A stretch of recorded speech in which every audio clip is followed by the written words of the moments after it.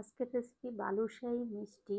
এই রেসিপিটা একদম অল্প উপকরণ দিয়ে ঘরে আপনি তৈরি করতে পারেন যে কোনো সময় যে কোনো মুহূর্তে হাতের কাছে থাকা জিনিস দিয়ে। চলুন কিভাবে তৈরি করেছি। 2 কাপ ময়দা নিয়েছি এখানে। তারপরে এখানে দিয়ে দিচ্ছি সোডা, বেকিং সোডা দিয়ে দিলাম প্রায় হাফ চা চামচ, আর লবণ দিয়ে দিলাম। দিয়ে ভালো করে এটাকে কিন্তু মিক্স করে নেবেন। তারপরে মিক্স করা হয়ে গেলে এখানে ঘি দিয়ে দিলাম 4 টেবিল চামচ। 4 টেবিল চামচ ঘি দিয়ে ভালো করে হাতে ডলে ডলে এটা একদম সুন্দর করে কিন্তু এটাকে একটা ঝরঝরাও হবে, আবার মুঠো ধরলে মানে এরকম দলা পেকে যাবে সেরকম একটা মিশ্রণ তৈরি করতে হবে। এই যে দেখেন আমার হয়ে গেছে। এখন এখানে আমি দিয়ে দিব হাফ কাপ নর্মাল টেম্পারেচারে থাকা দই।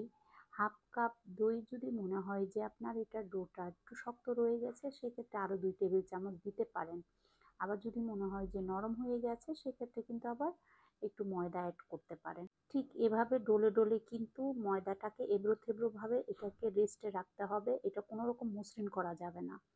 রেস্টে রেখে দিলাম এটা 15 মিনিটের জন্য। এদিকে একটা প্যানের মধ্যে আমি চিনি নিয়ে নিব। এখানে 1.5 কাপ, 1.5 কাপ চিনি নিয়ে নিলাম, আর দিয়ে দিব আমি 1.5 কাপ পানি। যতটুকু চিনি নেবেন ততটুকু পানি দিবেন। দিয়ে তারপরে এটাকে চুলাতে জাল করে নিব। চুলাটা অন করে দিলাম, কিছুক্ষণ নেড়ে চেড়ে তারপরে একদম যখন বলকে এসে যাবে সে পর্যন্ত আমরা অপেক্ষা করতে হবে। এই যে দেখেন জাস্ট এভাবে করে যদি বলক এসে তারপরে 1 মিনিট জাল করবেন। আমার এই রেসিপিগুলো ভালো লাগলে অবশ্যই আমার ইউটিউব চ্যানেলটা সাবস্ক্রাইব করে দেবেন। একই নামে আমার ফেসবুক পেজটা অবশ্যই ফলো করে দিবেন। ঢাকনা দিয়ে রাখলাম, বন্ধ করে দিলাম। এদিকে কিন্তু রেস্ট হয়ে গেছে। এই যে দেখেন একদম নরম হয়ে গেছে। এখন এটাকে কিন্তু আমি এভাবে করি, আরও এবড়ো থেবড়ো করে এভাবে ছিঁড়ে নেব। এতে করে কিন্তু একটার পর একটা লেয়ারটা ভিতরে খুব সুন্দর আসবে। দেখেন আমি কিন্তু কোনো রকম কিন্তু মানে মিক্স করে ফেলতেছি না। এই যে এখন জাস্ট এভাবে করে একটু গোল করে নিব। গোল করে তারপর আপনি হাতের থেকে এবড়ো থেবড়ো দিয়ে এভাবে করে একটু নিয়ে নেবেন। এরকম হাতের এই ফাঁকা থেকে নিয়ে নিলে কি হবে, প্রত্যেকটা একই সাইজ হবে।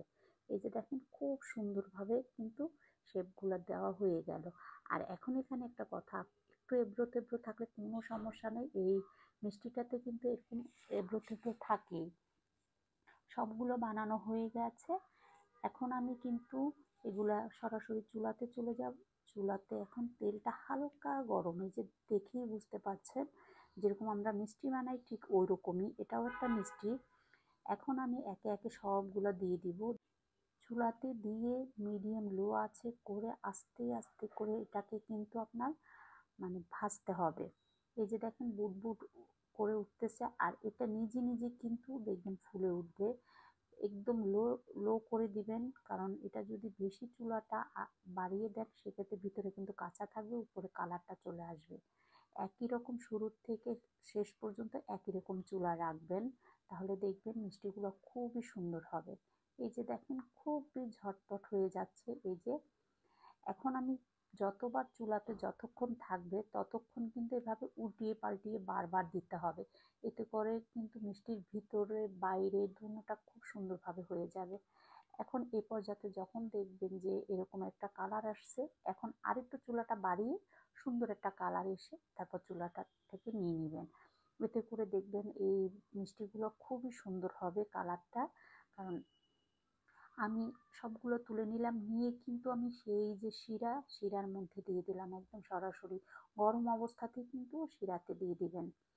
এই যে দিয়ে এখন নেড়ে চেড়ে দিবেন। আর বেশিক্ষণ রাখতে হয় না, 5 মিনিটের মতন রাখলেই কিন্তু বালুশাহীগুলো একদম সুন্দর করে মানে এই যে চিনিগুলো স্যুপ করে নেয়। এর দিকে কিন্তু খেয়াল রাখতে হবে, 5 মিনিটের বেশি রাখবেন না, এতে করে কিন্তু একদম বেশি নরম হয়ে যাবে, তখন আর খেতে ভালো লাগবে না। এই যে দেখেন আমি এখন ঢাকনা দিয়ে 5 মিনিট পর আপনাদের সাথে শেয়ার করব। আশা করি আপনারা সাথেই থাকেন। এই যে দেখেন এখন একটা কাঠি দিয়ে দেখলাম আসলে মিষ্টিগুলো হয়েছে কিনা। এই যে মিষ্টিগুলো হয়ে গেছে। এখন আমি একটা প্লেটে নিলাম, আর এখানে মাওয়াতে গড়িয়ে এখন আপনারা কিন্তু এভাবে করে সুন্দর করে নিতে পারেন। এই মাওয়াটা কিভাবে বানাবেন সেটাও বলে দিচ্ছি। সামান্য একটু মানে ঘি নেবেন, আর একটু সামান্য পানি দিয়ে গুঁড়া দুধকে একটু মাখিয়ে নিলেই মাওয়া তৈরি হয়ে যাবে। এই যে দেখেন আমি এখন একটা ভেঙে আপনাদেরকে দেখাবো এটার ভিতরে কিভাবে রসালো হয়েছে। আর এটা যেহেতু আমি 5 মিনিট রেখেছি, আপনারা যদি আরও নরম খেতে চান তাহলে কিন্তু আরও বেশি করতে পারেন। রেসিপিটা কেমন হলো অবশ্যই কমেন্ট করে জানাতে ভুলবেন না কিন্তু। অনেক